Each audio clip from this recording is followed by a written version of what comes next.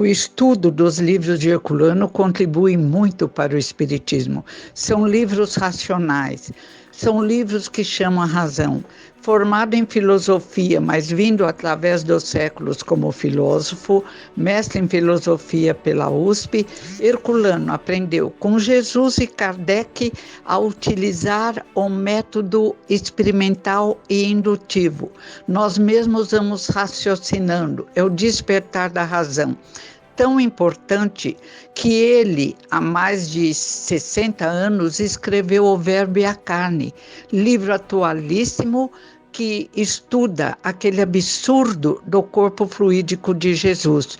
Ontem tive a alegre notícia, num evento das Casas André Luiz, que finalmente a instituição responsável pelo erro retirou a cláusula do estatuto que exigia que permanecesse o corpo fluídico de Jesus.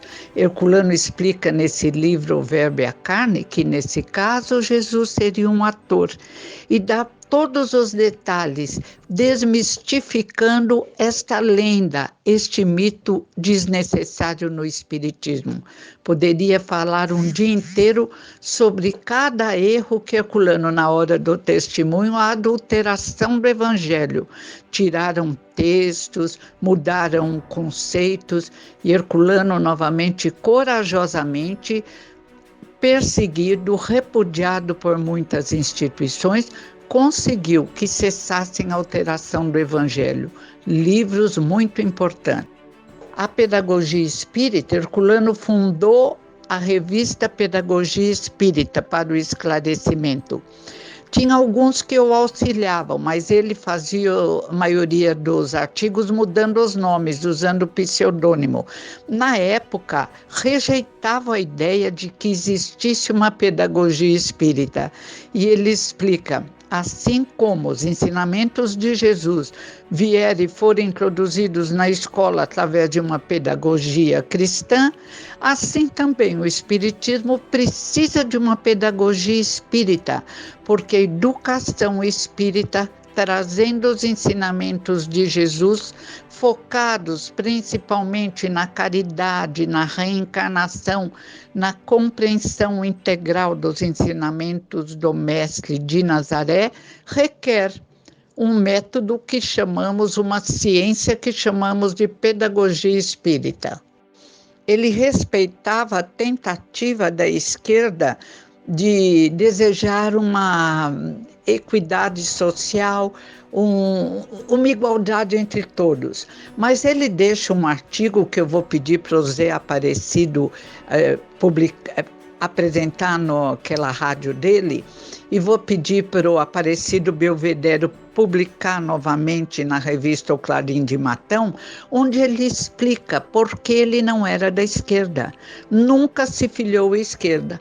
E analisando hoje o que a esquerda faz na Venezuela, mesmo no trabalho escravo dos chineses, na Rússia, na dificuldade dos trabalhadores, vemos que realmente o Espiritismo está muito além e traz a verdadeira igualdade, a do merecimento, a do esforço a cada encarnação. Os romances são belíssimos. Eu vou lembrar Madalena. No livro Madalena, ele trabalha contra os preconceitos, contra a mulher negra, que alguns diriam inferior, tolice. Pelo universo iluminado à nossa volta, existem indivíduos de pele negra, cor-de-rosa, azul, 2 olhos, 4 olhos, narizes. Quando convencionamos que o modelo do universo seria branco de olhos azuis e cabelos louros, somos muito tolos. No Madalena também ele fala sobre o amor verdadeiro, sobre aquele amor que une as criaturas e do qual faz parte o relacionamento amoroso dentro da lei de disciplina e amor, mas necessidade para a perpetuação da espécie. No livro Espírito e o Tempo, ele analisa o desenvolvimento do homem e da mediunidade através dos séculos.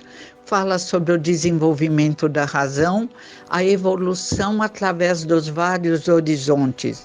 No livro Concepção Existencial de Deus, ele explica a Deus como existente.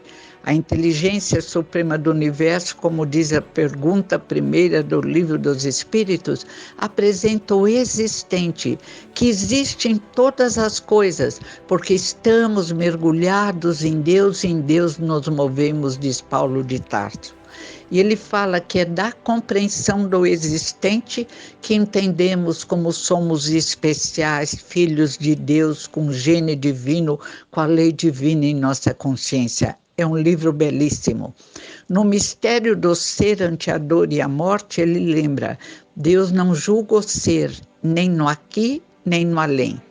É claro, é o pai da parábola do filho pródigo, que recebe o pecador com os dois braços abertos. Mas, diz Herculano, é o próprio ser que se julga. E eu diria, como não aprendeu a perdoar o próximo, não consegue se perdoar e cria seus próprios sofrimentos. Livros belíssimos tem, todos, são 100 livros de valor reconhecido: Obsessão, Passe e Doutrinação, O Sentido da Vida, Evolução Espiritual do Ser, magníficos. Podemos pegar de olhos fechados e ler.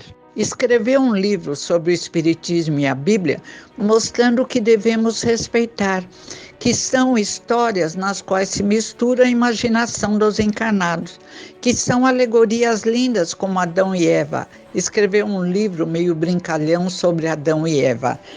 Escreveu também a importância da Bíblia no sentido de apresentar a nossa marcha através dos séculos. E deixou um livro que foi publicado há pouco tempo, Ensinamentos Básicos de Espiritismo, acho que é esse o nome, onde ele apresenta, por exemplo, Jesus como judeu, nascido e enterrado como judeu. E explica no Espírito e o Tempo que Jesus só pôde vir exatamente na Judéia, que na época, graças à ideia do Deus único imposta pelo grande médium Moisés, elevava o pensamento no esforço dos judeus para se dirigirem diretamente a Deus, o que fortalecia o pensamento dos judeus, melhorava a atmosfera espiritual do local onde se encontravam e permitiu a vinda do grande judeu, o mestre dos mestres, Jesus de Nazaré, e de Maria, José, Paulo de Tarso, João Batista, todos, a grande maioria, todos judeus. Obrigada, amigo. Bom dia. Se quiser mais alguma coisa, áudio eu faço com facilidade. Só o WhatsApp e áudio. Beijos, abraços em toda a família. Bom trabalho. Deus o auxilie sempre.